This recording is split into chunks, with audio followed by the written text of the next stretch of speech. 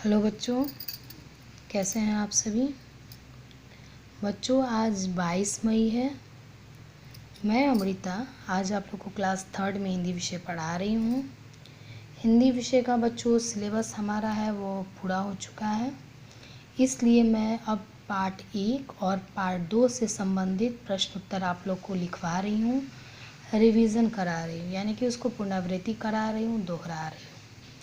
तो इसलिए आज मैं आप लोगों को लेकर आई हूँ आप लोग के पास निम्नलिखित प्रश्नों के उत्तर एक शब्द या एक वाक्य में दीजिए। हाँ बच्चों, हम लोग पार्ट 1 और 2 को फिर से रिपीट कर रहे हैं, दोहरा रहे हैं, उसका रिवीजन कर रहे हैं।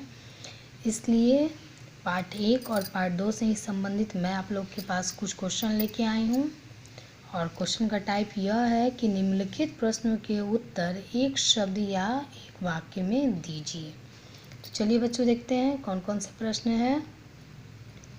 पहला है बिजली कैसे चमकती है? चमचम। दूसरा है बंदर क्या कर रहे थे? उत्तर उछल कूद। अगला प्रश्न है बच्चों बादल पानी कहाँ से भर भर कर लाते हैं? उत्तर होगा सागर से। प्रश्न संख्या 4 है बच्चों चिंकी किसका नाम था? कहानी आपको याद है तो इसका आंसर आप आसानी से बोलिएगा, लोमड़ी का।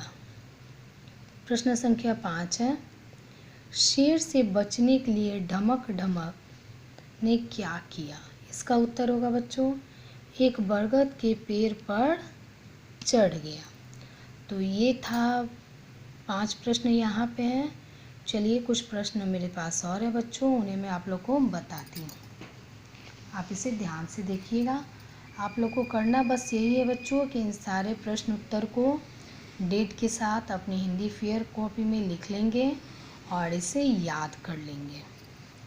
चलिए देखें क्वेश्चन यानी कि प्रश्न संख्या 6 है बच्चों धरती धानी कब हो जाती है? वर्षा होने पर।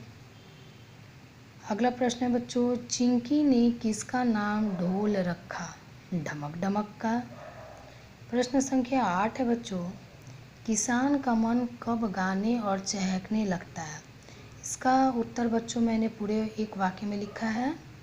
उत्तर है मेढ़ों तक पानी देखकर किसान का मन गाने और चहकने लगता है।